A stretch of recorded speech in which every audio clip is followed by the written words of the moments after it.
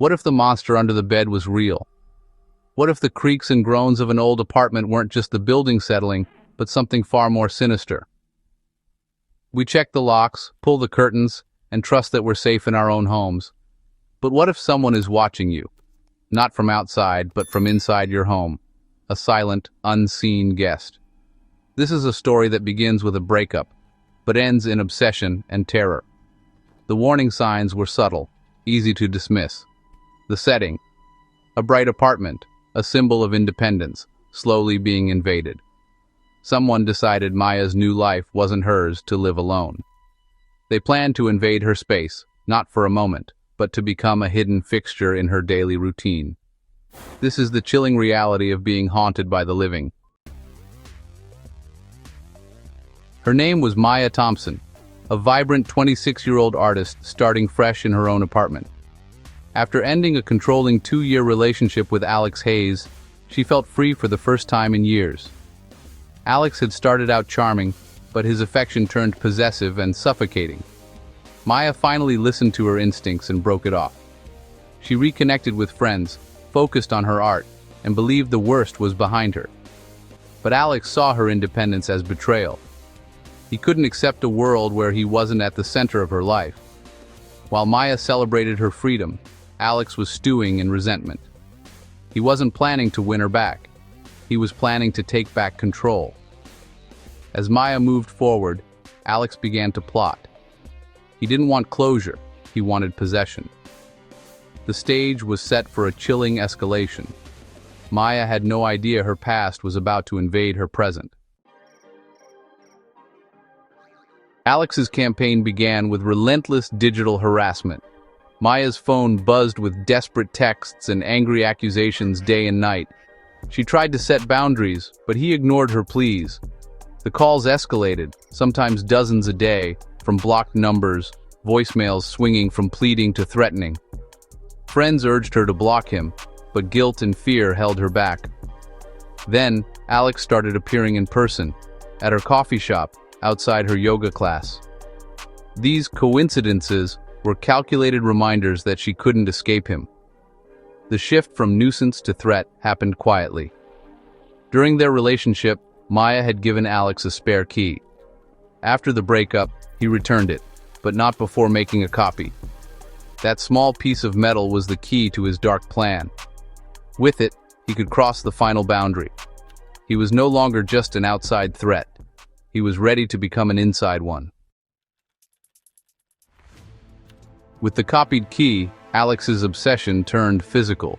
He watched Maya's routine, learning her schedule down to the minute. When she was gone, he entered her apartment, heart pounding, crossing a sacred line. He moved through her space like a ghost, careful not to disturb anything. He touched her belongings, searching for a place to hide. He found it, a deep storage closet in the spare bedroom. It was dark, cramped, and perfect for his plan. Piece by piece, he moved in. Sleeping bag, clothes, food, water, a portable charger. He built a hidden nest, preparing for a long-term stay. Police would later find evidence of his car parked nearby, his movements methodical and predatory. Maya had no idea her sanctuary was already compromised. Alex was now a phantom resident, living just out of sight. The line between stalker and intruder had been crossed. He was no longer watching from afar. He was inside, waiting. Living in the closet, Alex became a parasite, syncing his life to Maya's. He learned every sound, every routine, emerging only when she was gone or asleep. Forensic evidence later revealed food wrappers, water bottles, and fingerprints in hidden places. Maya began to sense something was wrong. Doors ajar, objects slightly moved, food missing.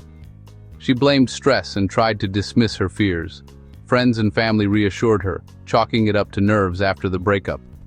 But the feeling of being watched wouldn't go away. She mentioned her unease, but no one took it seriously. Maya tried to convince herself she was just paranoid, but her instincts kept warning her.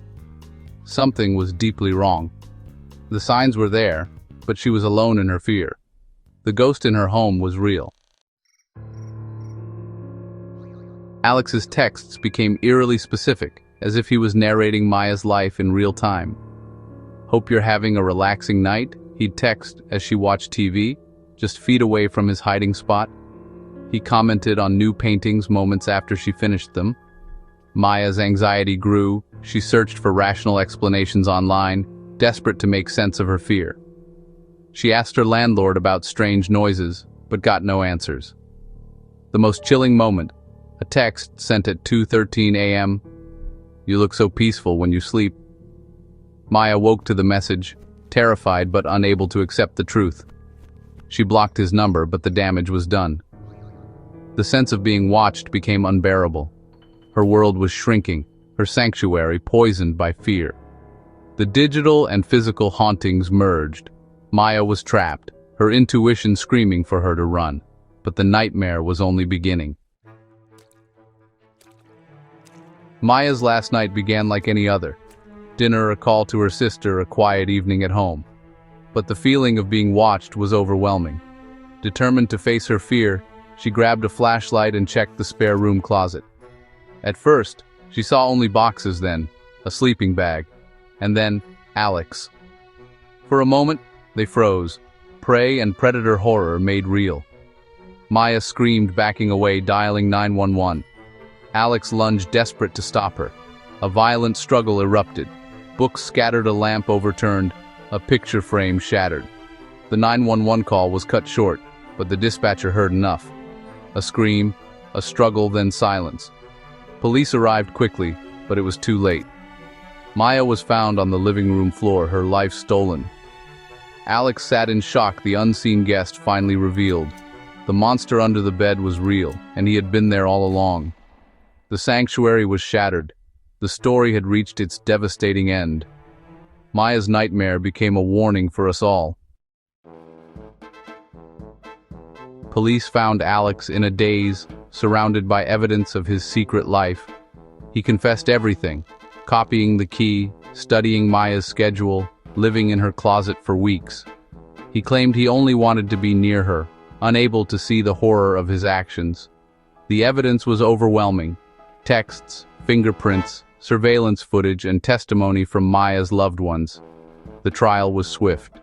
Alex was found guilty of trespassing, stalking, and first-degree murder. He was sentenced to life in prison, condemned to a cell, a fitting end for a man who turned another's home into a prison. Maya's family was left with grief and questions. How could this have been prevented? The legal justice could never fill the void her absence left behind. Maya Thompson's story is a devastating lesson about trusting your instincts. Her intuition warned her, but she and others dismissed it as paranoia. Stalking is not romance. It's a terrifying assertion of control. Recognizing the signs and enforcing boundaries is crucial for survival. Friends and family must listen, validate, and help loved ones take action. Maya's legacy is a painful reminder.